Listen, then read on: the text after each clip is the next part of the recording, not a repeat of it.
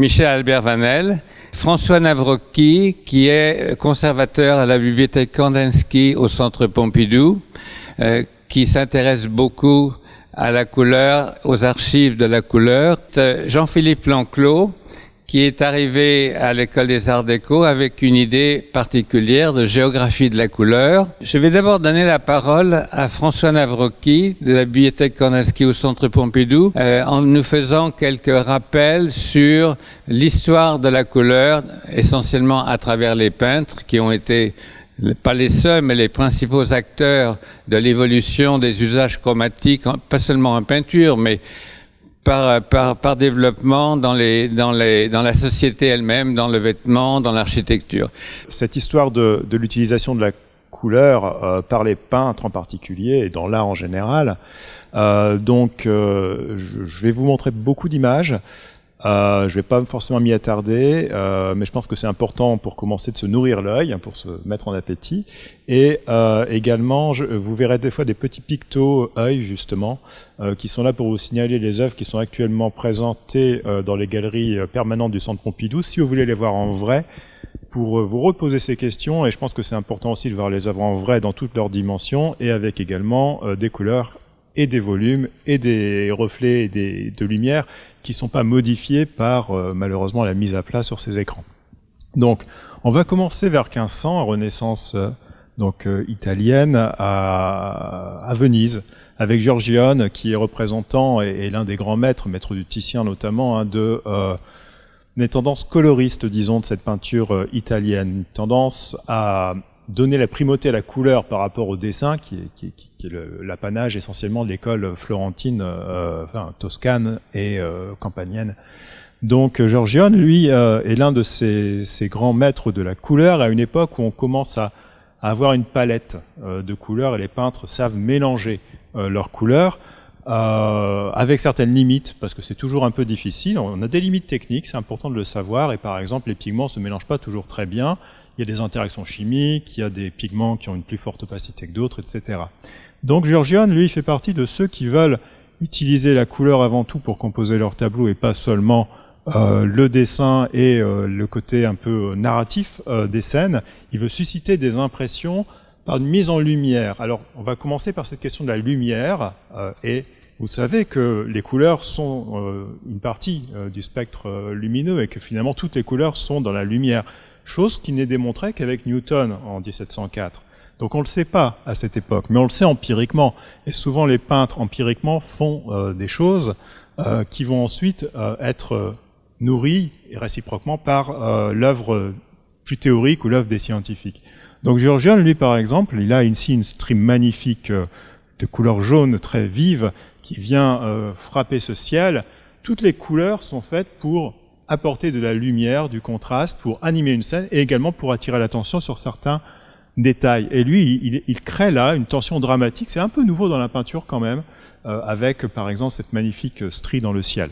Voilà l'autre tendance, plus dessin. Poussin, qui est héritier de l'école vraiment romaine, et avant tout un maître du dessin. Mais Poussin, il est assez représentatif de ce qu'on fait dans cette période classique, de l'usage de la couleur, qui va mettre en avant certains personnages ou certains aspects de la scène, des aspects primaires, des aspects secondaires également de la scène, attirer le regard à différents endroits. Et on voit là, par exemple, c'est assez extraordinaire, une utilisation bien avant qu'on mette en place les théories des couleurs complémentaires et des effets optiques que cela peut susciter, une utilisation assez massive des couleurs complémentaires dans les habits de ces personnages. Remarquez au passage que ces habits sont très dessinés et que les couleurs vont être plus ou moins claires, plus ou moins saturées en pigments, plus ou moins éclaircies ou plus ou moins assombries, mais on les mélange pas. Hein. C'est-à-dire que vous allez avoir des plages de couleurs avec différentes nuances qui vont être les unes à côté des autres et qui vont ménager éventuellement des transitions, mais chaque plage de couleurs est nettement différenciée. C'est plus tout à fait le cas, par exemple, avec Chardin, par exemple. Au XVIIIe siècle, après Newton, les peintres s'intéressent beaucoup aux théories sur la couleur et en particulier la perception des couleurs. Donc on est dans une dimension un peu scientifique et plus seulement empirique. Et on voit là, dans l'habit de cette dame, par exemple, on n'a plus du tout ce dessin très tranché, ces plages de couleurs très différenciées de Poussin. On a ici des plages de couleurs qui vont s'empiéter les unes sur les autres et qui vont parfois se reporter sur la plage voisine, alors que ce n'est pas vraiment ça au niveau du réel. Donc il y a un effet de volonté d'animation par les effets optiques que vont susciter l'utilisation parfois déplacée de certaines touches picturales. On retrouve ça encore plus fort à un moment charnière de l'histoire de la peinture française, lorsque Delacroix ramène la couleur sur le devant, par rapport au dessin, qui avait quand même la primauté dans la tradition académique. Delacroix fait partie de ceux qui vont avant tout composer un tableau en couleur. Et en particulier, là on est sur le milieu du siècle, donc un peu tard dans l'œuvre de Delacroix, il a été très influencé par Constable. Il a été également, donc notamment, il utilise beaucoup de hachures, par exemple, dans ses grandes compositions. Il ne donne plus des aplats complètement uniformes parce qu'il tient compte de l'effet optique.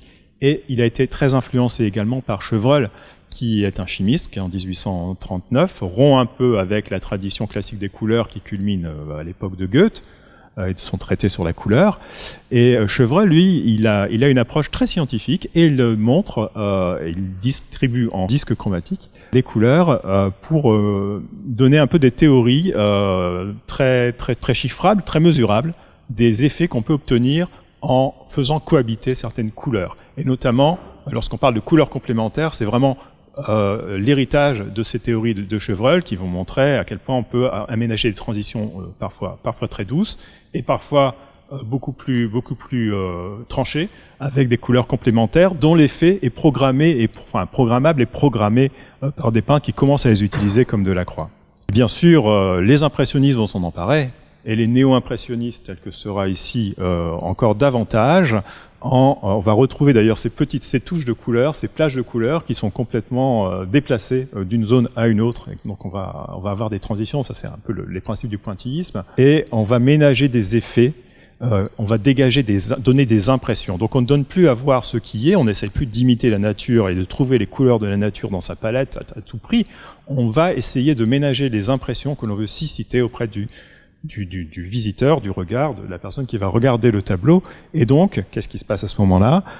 On s'affranchit de cette reproduction de la nature, ce que font pas tous les peintres, mais certains peintres d'avant-garde, et notamment Henri Edmond Cross ici, qui a beaucoup influencé les fauves. On va faire une palette qui n'est plus du tout la représentation du réel, mais qui donne à voir ce que l'on veut faire ressentir.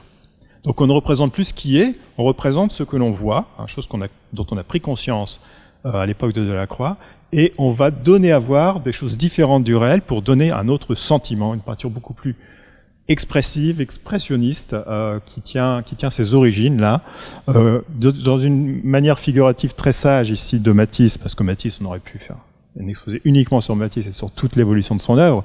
Je vous donne ici à voir Marguerite au chat noir.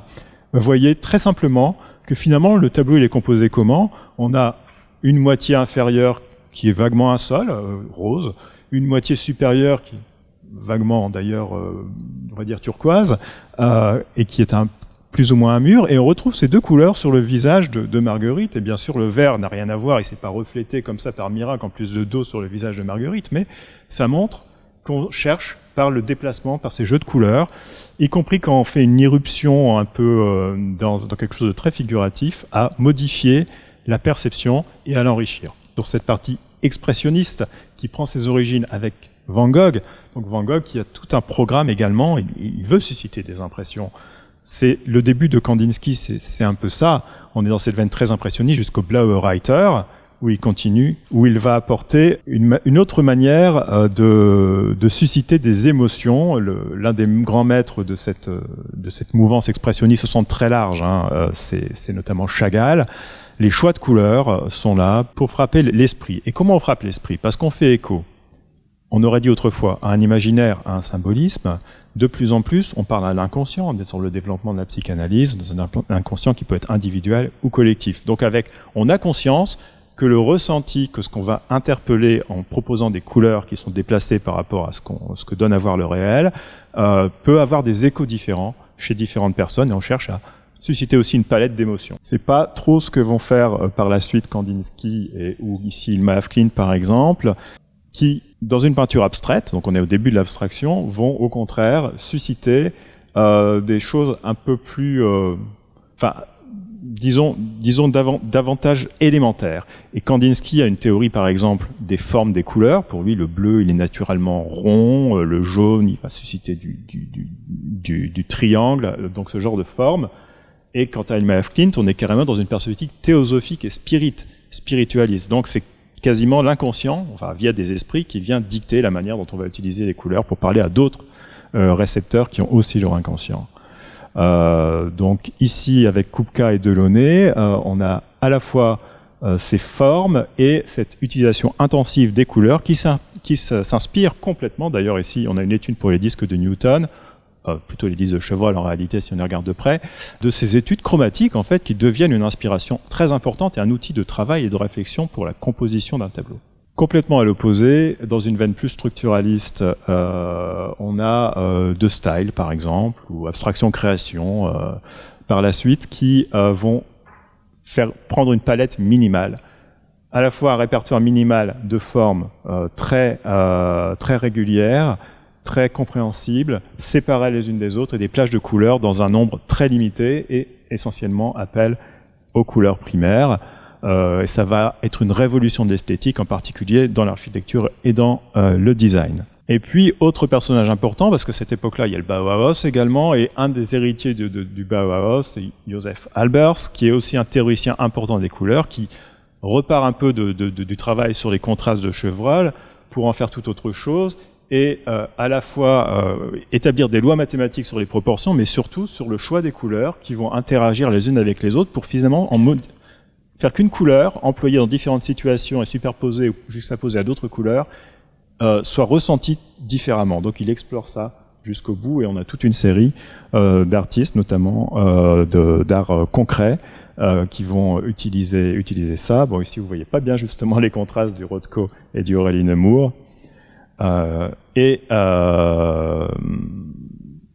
Donc après la Deuxième Guerre mondiale, on a bien sûr une floraison de genres d'expression picturale, dont l'art pop, qui va faire quelque chose de complètement différent aussi, en réduisant la palette. Donc choix de couleurs très différents. Alors pour le coup, on n'est plus forcément dans les couleurs primaires, au contraire, on va chercher des couleurs très acidulées, très différentes, mais la palette pour une même œuvre va être réduite, on va être sur quelque chose de très graphique, avec un jeu entre les formes et les couleurs, et une codification. Vous voyez par exemple ici sur le jaquet, avec cette ligne qui traverse les personnages et qui se modifie et qui apporte à chaque fois des couleurs très tranchées. On n'est pas forcément dans les couleurs complémentaires, on est dans une autre esthétique.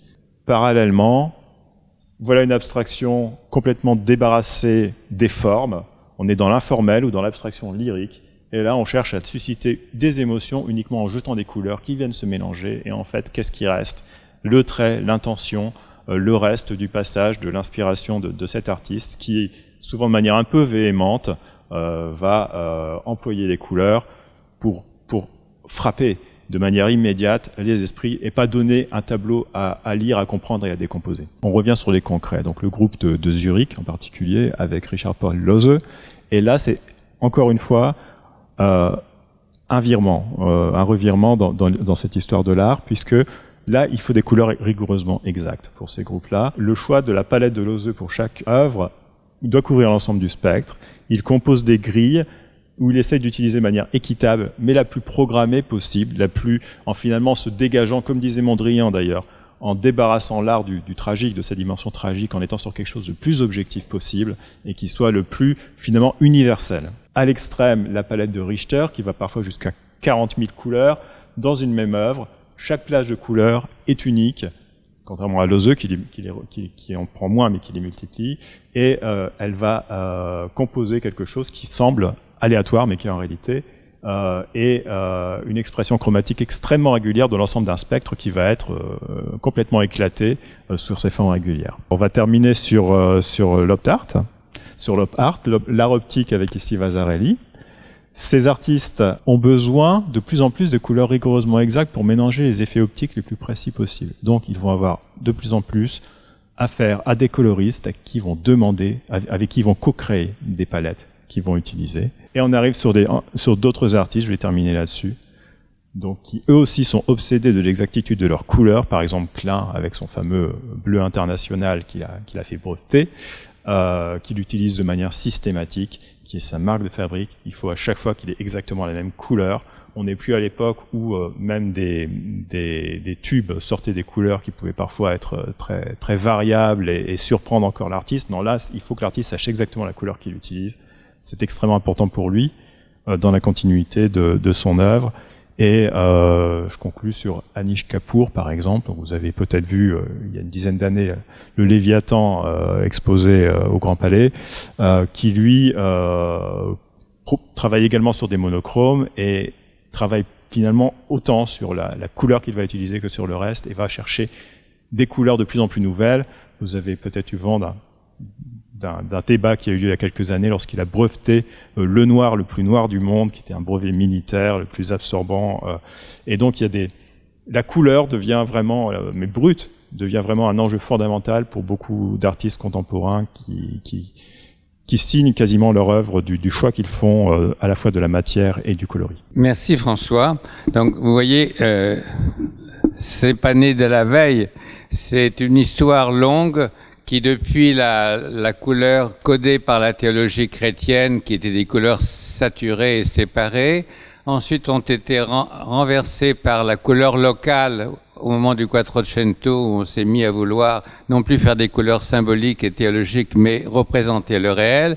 Puis ensuite, progressivement, la couleur a pris sa liberté jusqu'à une autonomie qui est contemporaine et qui semble ingérable. Il n'y a plus de code, sauf signalétique pour les feux rouges, et les artistes ont joué un rôle fondamental pendant quelques siècles.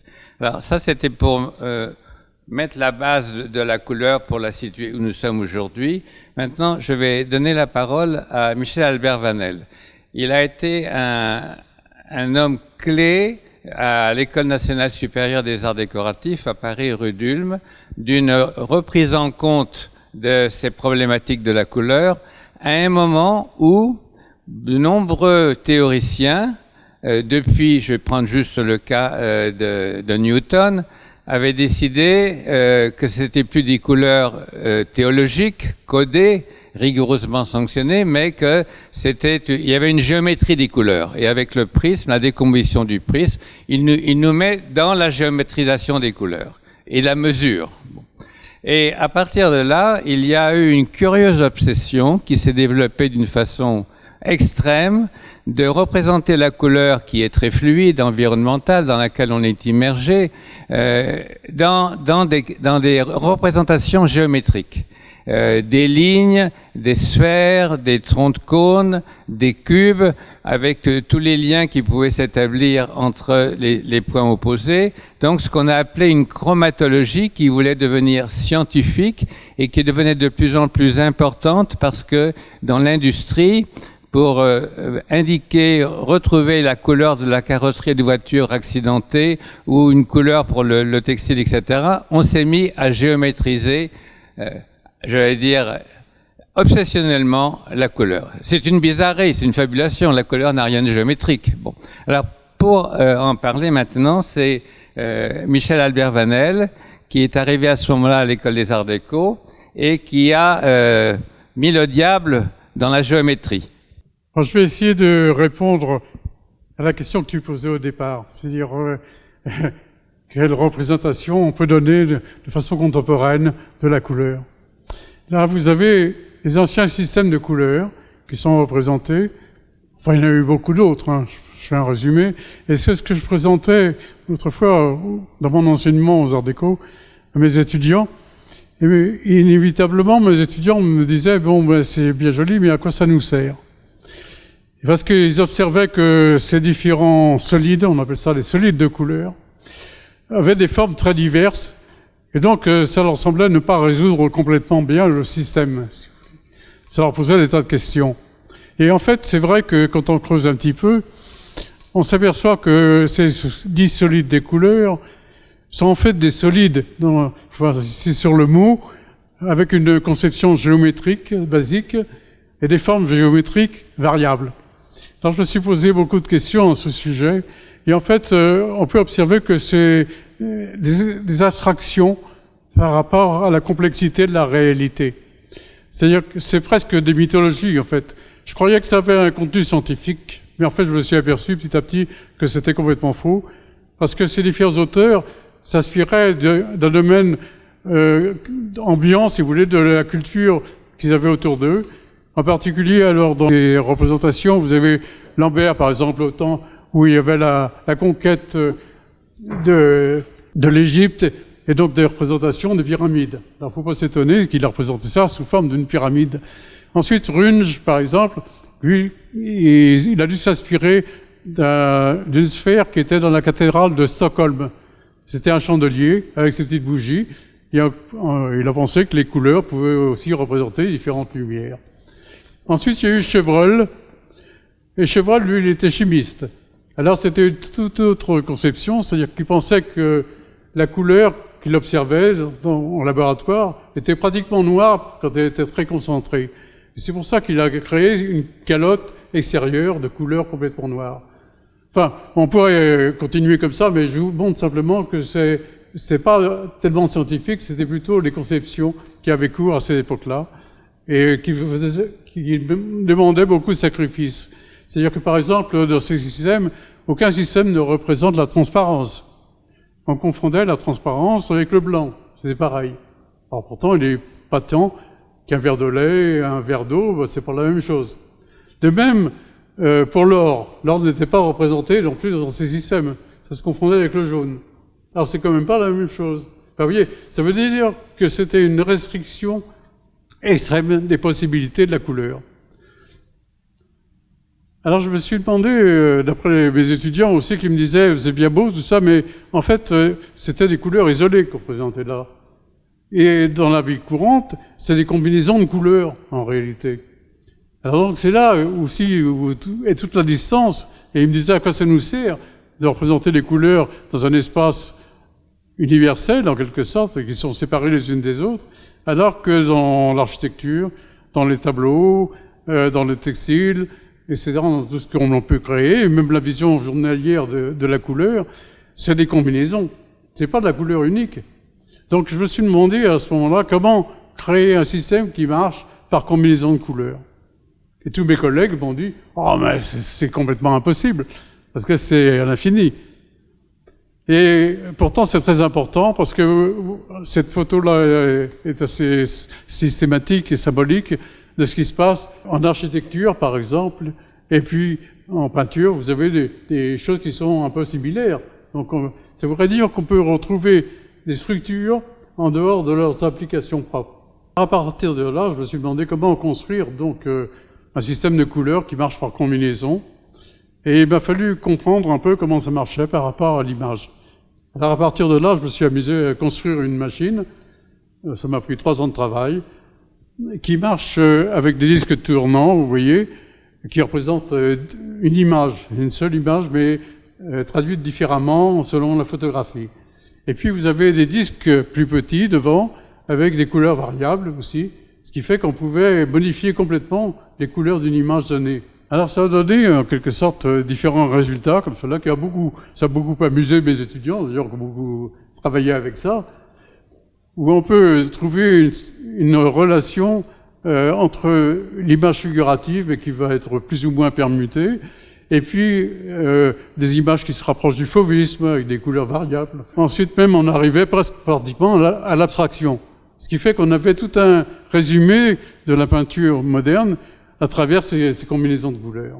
Et puis alors, je suis passé à l'informatique, parce que je me suis rendu compte que c'était un énorme travail photographique de faire ce travail, et l'informatique, par contre, résolvait le problème beaucoup plus rapidement. Alors je suis allé à l'école polytechnique, j'ai eu un contrat de recherche qui a duré 5 ans, et je me suis rendu compte en particulier de l'importance, comme vous voyez dans le canevas de couleurs ici, de la fusion optique. C'est-à-dire qu'en fait, des couleurs qui sont contrastées, comme le rouge et le bleu, vont petit à petit, en diminuant les taches de couleurs, fusionner et donner un ton uniforme. C'est un peu ce que fait aussi Seurat dans ses peintures, dans lesquelles il isolait les taches de couleurs, mais qui fusionnaient à distance. Alors je me suis petit à petit rendu compte d'une chose formidable, et qui n'est pas tellement encore diffusée dans la littérature sur la couleur, c'est qu'en fait, vous n'avez pas simplement 2 synthèses. Vous n'avez pas simplement la synthèse additive, avec des lumières, et la synthèse soustractive, avec des pigments. Vous avez un intermédiaire, qu'on peut appeler le proportionnel, ou encore le partisif, ou optique, enfin il y a différents noms qui courent autour de ça, mais qui est intermédiaire entre l'additif et le soustractif. Et on s'est aperçu petit à petit que c'est encore beaucoup plus important que l'additif et le soustractif, parce que c'est ce qui se passe quand on est dans notre vision quotidienne des choses, quand on regarde un paysage, quand on regarde une architecture, quand on regarde une peinture, eh bien c'est toujours dans ce domaine du proportionnel. Et ce proportionnel, il peut avoir tantôt une tendance vers l'additif, tantôt une tendance vers le soustractif. Donc on arrive à rejoindre les deux en ce moment-là, vous voyez. Et ce qui est extraordinaire aussi, c'est qu'on peut démontrer que la courbe intermédiaire dans le proportionnel passe exactement entre des couleurs comme le bleu et le jaune, qui sont des couleurs antagonistes. Alors en fait, tout ça, ça peut s'expliquer aussi historiquement par une sorte de bagarre culturelle qui a eu lieu entre les partisans de l'additif et des soustractifs. Et finalement, petit à petit, maintenant, il y en a beaucoup qui ont dit qu'effectivement, c'était vrai, que l'intermédiaire existe, l'optique, le proportionnel ou le partitif existe, et est très important. Ça s'explique aussi par ce schéma dans lequel il y avait une bagarre entre les trois récepteurs qui sont le rouge, le vert et le bleu, qui tapissent le fond de l'œil, effectivement, selon la théorie de Jung.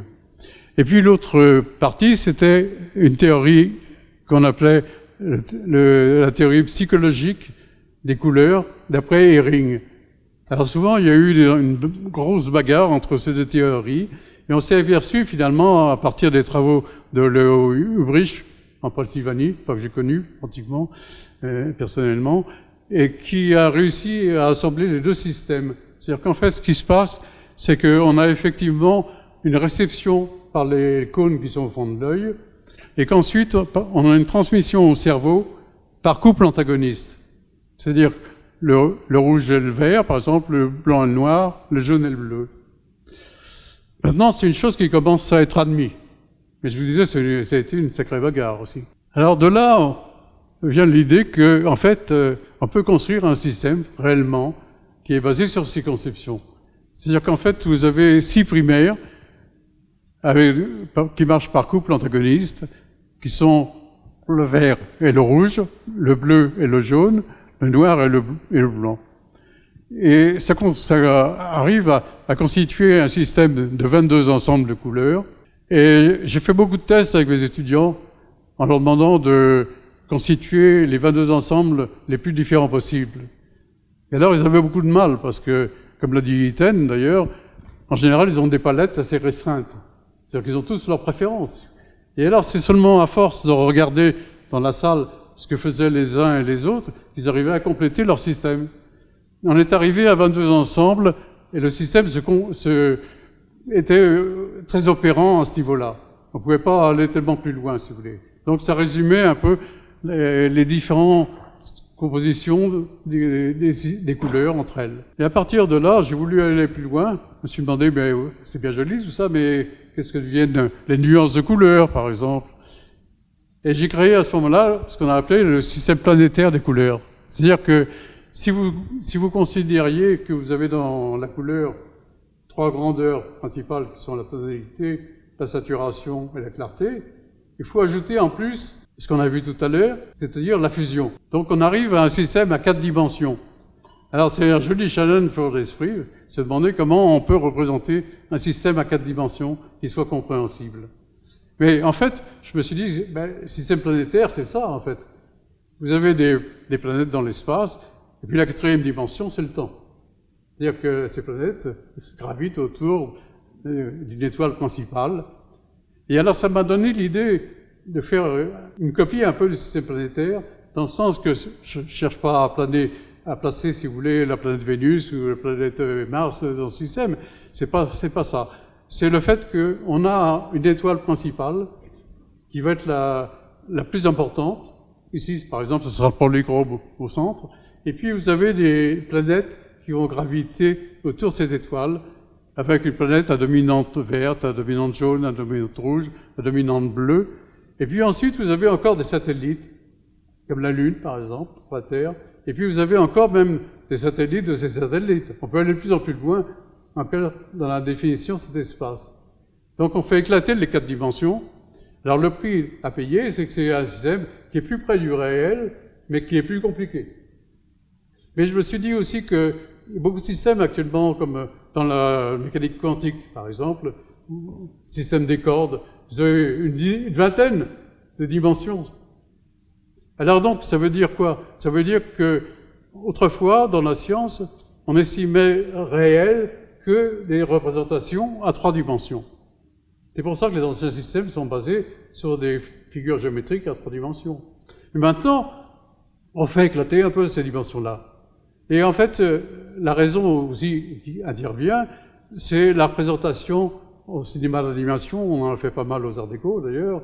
On a tout un secteur informatique assez important, et dans lesquels, pour arriver à des représentations assez réalistes dans l'animation, c'est-à-dire faire des dessins animés, des choses comme ça, eh bien, il faut aussi avoir un système complet. C'est-à-dire qu'il faut avoir, par exemple, la transparence, il faut avoir les réflexions, il faut distinguer l'or avec le jaune, enfin des choses comme ça, qui n'étaient pas représentées dans ces systèmes anciens.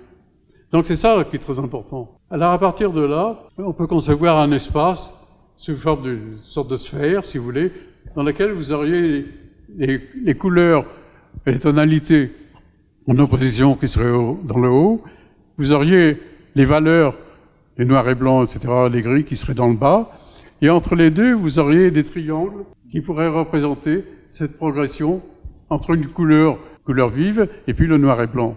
Alors donc, on peut, à partir de là, combler la sphère dans une représentation avec des triangles de ce type, mais qui vont petit à petit aller vers la fusion optique. Donc les couleurs unies, si vous voulez. Alors ça, c'est la sphère vue du haut, avec les représentations de ces couleurs unies.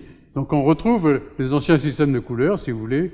Donc j'enlève rien à personne, mais en même temps, ça complète complètement ce qu'ils ont voulu faire. Alors l'important aussi, c'est de se dire à quoi ça sert tout ça. Est-ce que c'est utile d'avoir des représentations aussi complexes de la réalité, des couleurs? Et en fait, j'ai travaillé pas mal avec Kyria aussi, c'est une maison de peinture, dans laquelle on a voulu faire des palettes informatiques qui transitaient en quelque sorte par Internet. Alors c'était assez compliqué, mais en fait ça m'a permis d'approfondir la chose. Et puis à partir de là, j'ai pris différentes peintures informatiques, en informatique, avec par exemple ici une peinture de Vallotton, qui est transposée en palette de 42 tons, comme vous pouvez le voir. J'ai pu observer que ces 42 tons suffisent dans la réalité. C'est-à-dire qu'il faut retrouver la même impression au clignant des yeux que vous avez de cette peinture débarrassée un peu de la figuration, de l'anecdote, si vous voulez. Et cette palette de 42 tons, je l'ai fait pour différents peintres, en quelque sorte, ça marche très bien, ça donne des oppositions cardinales qui sont très intéressantes à constater, et dans lesquelles vous avez, par exemple pour Vallotton aussi, vous avez une triade de couleurs, avec une dominante dans les bleus, dans les verts, dans les rouges. On peut en tirer donc des palettes que vous voyez à côté, et puis même une classification. C'est-à-dire qu'ici, vous avez la classification dans l'espace. C'est un espace éclaté, en quelque sorte, mais qui est à 4 dimensions, en réalité, dans lequel vous avez la tonalité, c'est-à-dire qu'ici, c'est une trichromie, vert, bleu et rouge. Ensuite, vous avez le fait que c'est plus ou moins contrasté, c'est-à-dire que ça va être un contraste ou des nuances, si vous voulez, jusqu'à la fusion optique. Et vous avez ensuite encore la clarté de cette peinture. Et donc, ça vous donne une courbe qui se dessine dans cet espace, qui sera la courbe donnée qui correspond à la peinture de Vallotton.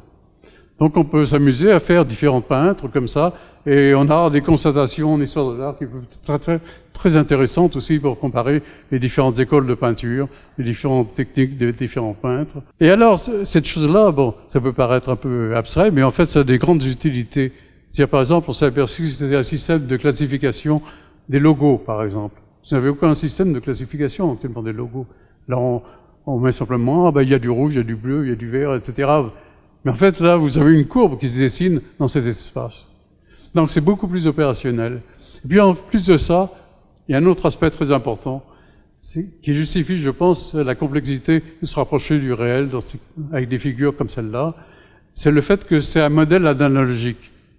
Et j'ai beaucoup d'amis, des gens que je connaissais pas, au départ, qui sont intéressés à ce système et qui l'ont transposé dans différents domaines. C'est-à-dire, par exemple, dans le domaine de la musique, dans le domaine de la médecine, dans le domaine de la physiologie, etc. Enfin, pourrait aller assez loin dans ce domaine-là, et toutes ces personnes-là ont transcrit ce système, c'est un système un peu intellectuel, si vous voulez, mais qui marche très bien, dans leur préoccupation à eux.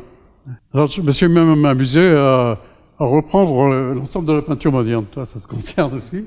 Et j'ai mis selon le schéma des 22 ensembles que je vous ai décrit tout à l'heure.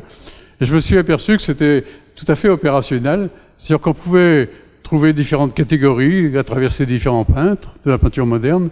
Mais alors, ma surprise a été que j'ai découvert que la peinture moderne, qu'on croyait susceptible de se développer à l'infini, de créer toujours de nouvelles compositions, etc., était en réalité un univers fermé qui tenait entre les années, en gros, 1900 et 1950, c'est-à-dire un demi-siècle. Et il était complètement enclos dans la rosace supérieure que vous voyez ici. Et ce qui explique aussi le désarroi de l'art contemporain. C'est-à-dire les artistes de l'art contemporain. Pour laisser la place pour tout le monde, parce que nous sommes en plein désarroi, c'est intéressant. Oui. Michel, merci beaucoup. Je pense qu'on a vraiment pu voir le panorama de ta recherche, et je remarque que de la géométrie, tu es revenu à la réalité, à l'opérationnel, ce qui me permet de passer la parole à Jean-Philippe Lanclos, qui lui est parti de la réalité et qui va vous le dire. J'interviens en tant que designer spécialisé dans la couleur appliquée en particulier à l'architecture et à l'urbanisme, mais aussi aux produits industriels. Dans ce contexte professionnel, j'ai parallèlement poursuivi des recherches appliquées que j'ai appelées la géographie de la couleur.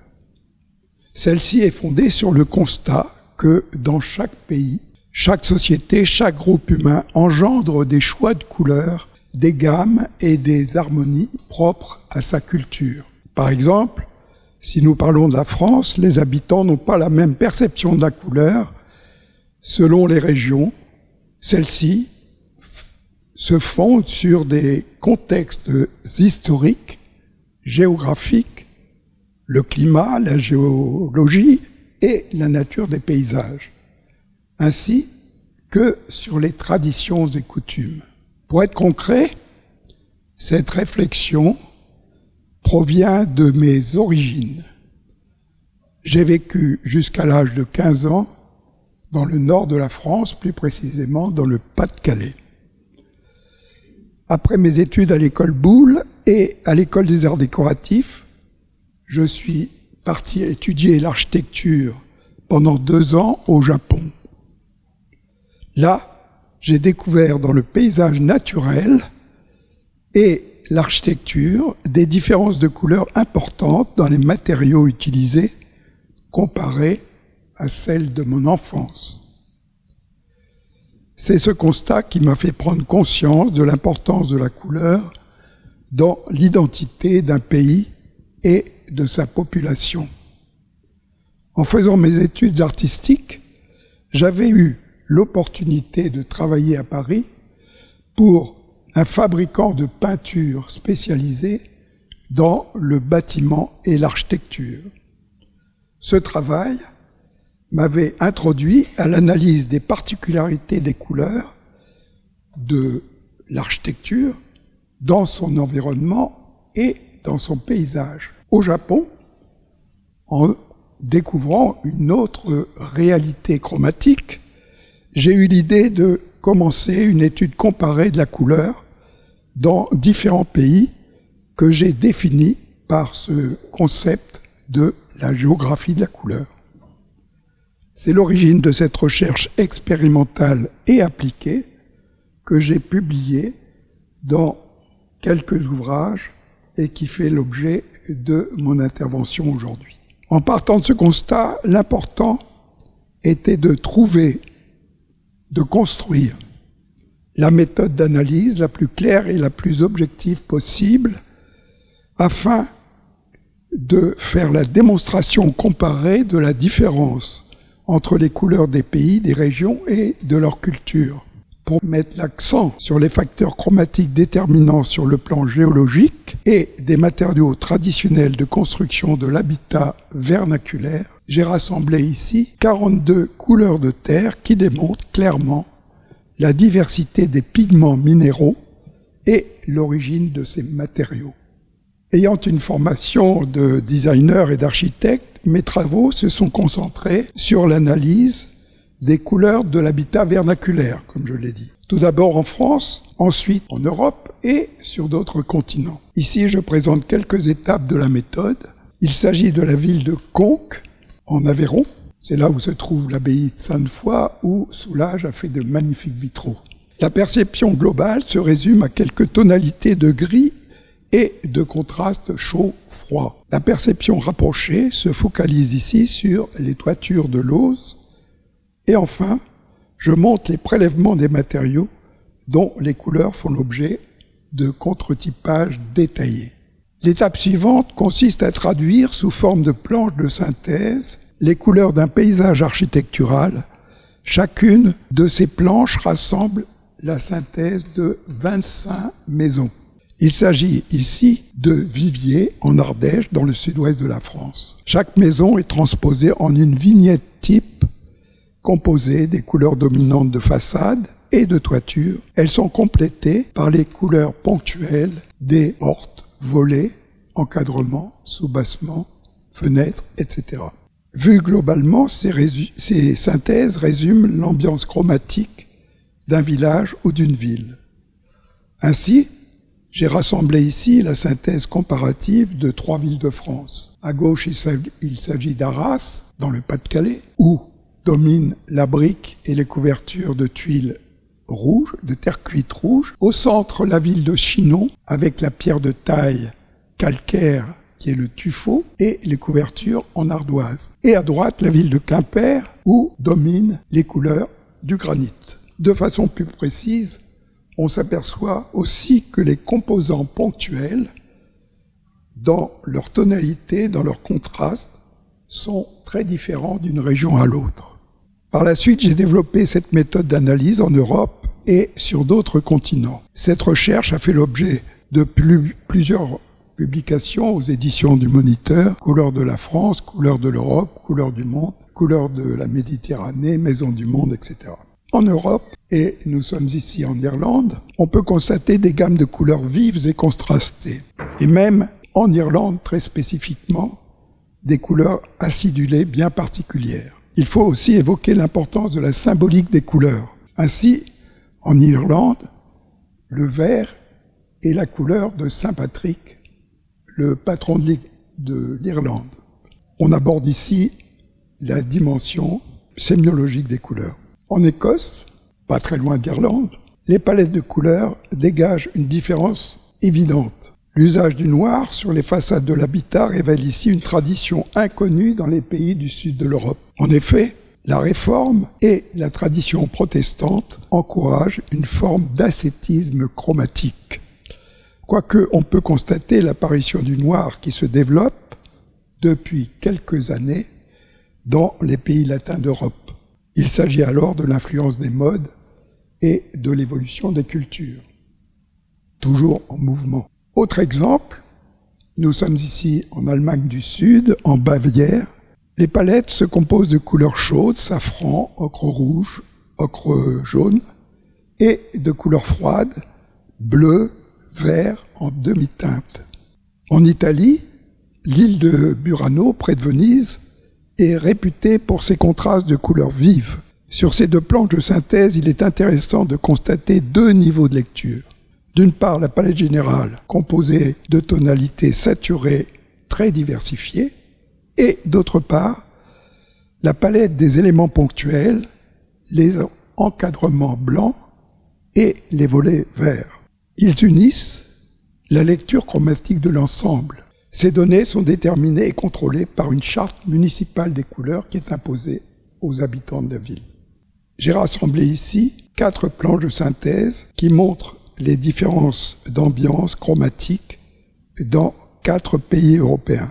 En haut à gauche est la ville de Chinon, en France. À droite, dans les Pays-Bas.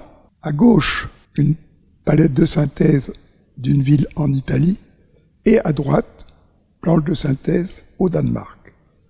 On peut constater que chacune de ces synthèses présente une dominante chromatique et des contrastes spécifiques fondés sur les matériaux et les traditions locales.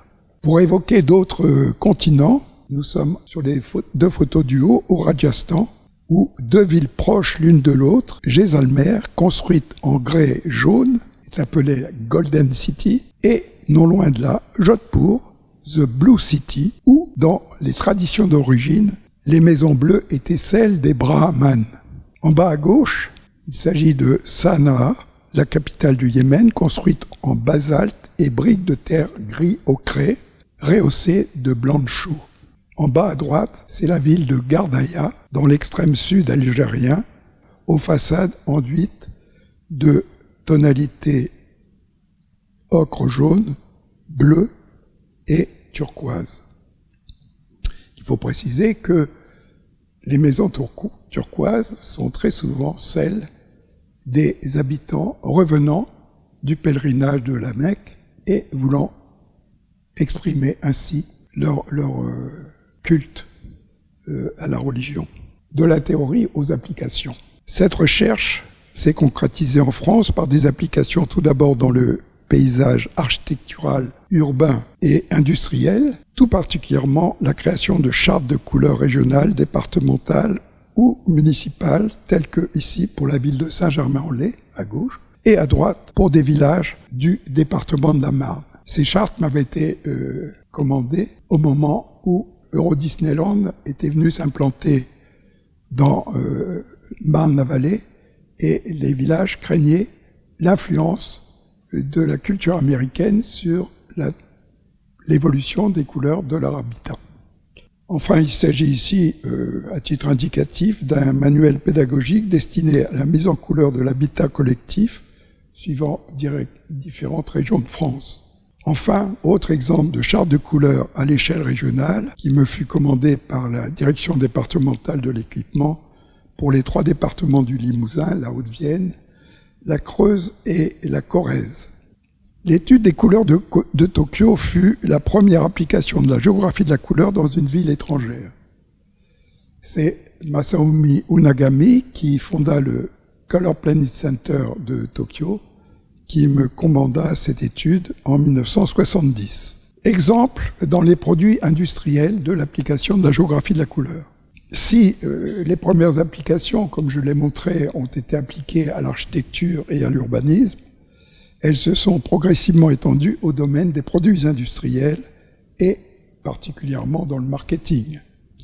Par exemple, dans l'automobile, où les couleurs des carrosseries et des intérieurs sont planifiées en moyenne 3 ans avant leur commercialisation sur les marchés. Bien sûr, ces gammes de couleurs prennent en compte les spécificités culturelles locales des marchés internationaux. Autre exemple, ici il s'agit de produits de l'équipement sportif pour la marque Salomon, qui est spécialisée dans le sport alpin. Et puis dans le petit électroménager, des Ladychef pour la marque Philips. Et aussi dans le domaine culinaire, pour la marque Tefal. Dans l'univers textile, la gamme des couleurs de fil à broder DMC répond à des usages culturels très spécifiques selon les pays d'application. Par exemple, ici c'est une toute petite partie de la gamme qui comprend plusieurs milliers de références. Et ces références font appel précisément à des coutumes locales de l'utilisation des fils à broder. Enfin, dans un autre secteur, une application de la géographie de la couleur pour L'Oréal, leader mondial dans l'univers des cosmétiques. On peut très bien comprendre que selon les typologies de clientèles européennes ou internationales, les gammes de couleurs de ces produits soient spécifiques d'un pays à l'autre. Comme j'ai pu l'évoquer, ce concept est aujourd'hui appliqué à l'échelle internationale. Il ouvre d'innombrables pistes de recherche dans des domaines les plus diversifiés, bien sûr dans le design et l'architecture et les produits industriels, mais aussi dans tous les domaines des sciences humaines, l'anthropologie, l'ethnologie, la sémiologie, la sociologie, etc. Cette carte montre les lieux où furent présentés ces dernières années les travaux s'inspirant de la géographie de la couleur et présentés dans les congrès de l'Association internationale de la couleur, dont ces sources proviennent du groupe d'études de recherche dont fait partie Verena Schindler de l'Association internationale de la couleur. Merci de votre attention. Merci beaucoup Jean-Philippe. Vous voyez une orientation très opérationnelle sur le terrain et ethnologique, si je puis dire.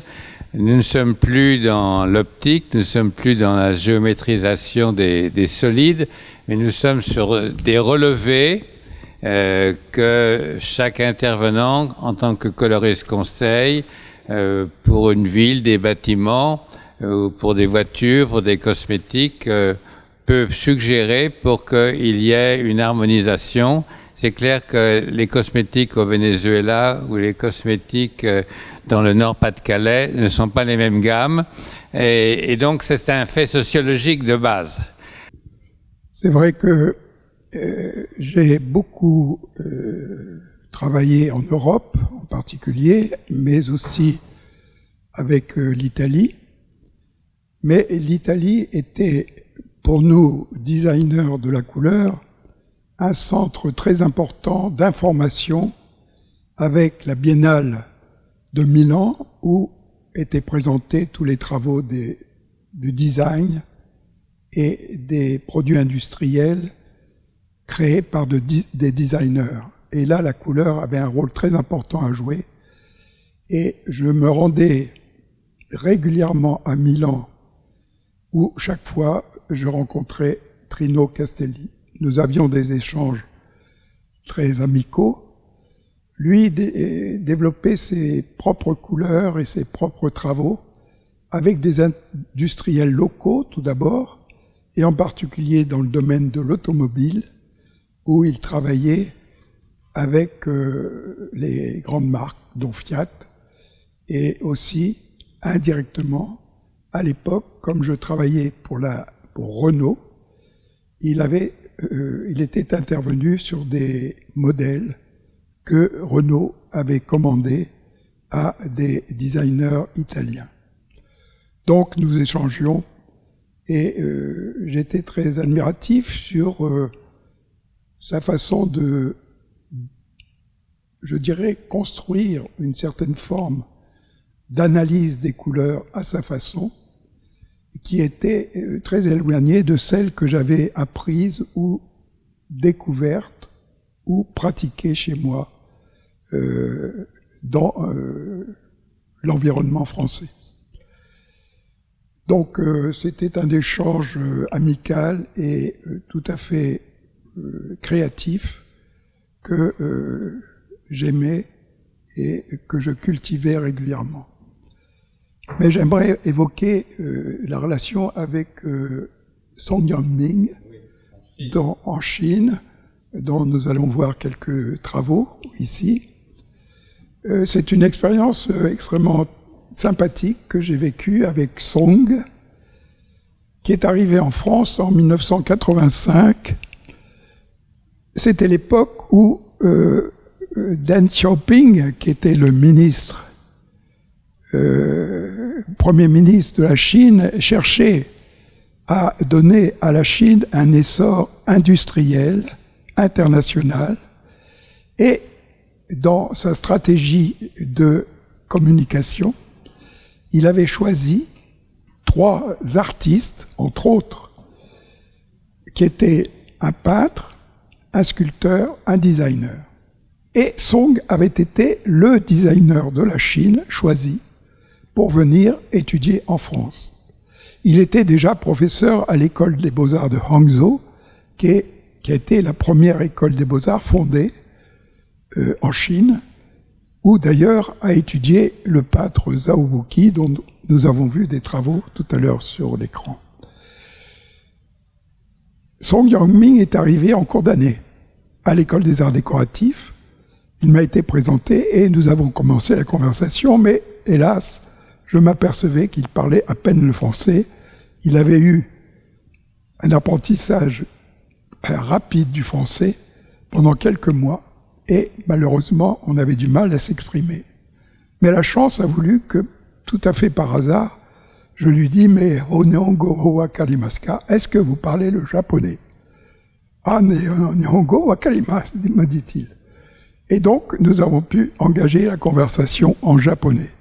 Ce qui est assez rare parce que les Chinois cultivent assez mal la langue japonaise, mais lui, par hasard, il avait étudié le japonais à l'université. Il est resté la première fois 3 ans en France. Il a travaillé avec moi, bien entendu, à l'école des arts décoratifs. Et il est revenu quelques années après, de nouveau, pour cette fois faire un master, ou plus précisément une thèse, sur la couleur à Paris. Je l'ai invité à venir travailler dans mon agence et il a travaillé. Et à cette fois, il était accompagné de son épouse qui, elle aussi, est venue faire quelques stages dans mon atelier. Et bien entendu, son sujet dominant étant la couleur, il est rentré en Chine et a fondé un atelier de recherche à l'université et à l'école des beaux-arts de Hangzhou, et qui est devenu extrêmement important, où travaillaient pratiquement 50 chercheurs avec des moyens techniques extrêmement savants et développés, chose que nous ne connaissons pas encore en France. Or, il m'a invité plusieurs fois en Chine pour faire des workshops dans le cadre de cette école des beaux-arts, et d'autre part, sa femme, Di Ying, a fondé un bureau d'études de couleurs en Chine, à Hangzhou, consacré spécifiquement à la couleur. En 10 ans, elle a 60 personnes dans son agence qui se consacrent essentiellement à la couleur, et tout particulièrement à la couleur des chartes de couleurs pour les villes et les régions de Chine, qui sont, comme vous pouvez l'imaginer, innombrables. Voilà, donc notre relation entre Song Yanming et moi sont très amicales, mais aussi très professionnelles et tout à fait permanentes, avec, je dirais, une parenthèse en ce moment, hélas, à cause du Covid. Merci beaucoup. Comme quoi, vous voyez que l'école internationale de l'ENSAD a rayonné en Europe centrale, en Bulgarie, aux États-Unis. Michel Albert Vanel a été constamment sur la route, a fait une belle vie quand même. Publication Nomadisme chromatique. Et puis, Jean-Philippe Lanclos a influencé considérablement Yan Mingson, qui est devenu vraiment le grand chef de la couleur en Chine.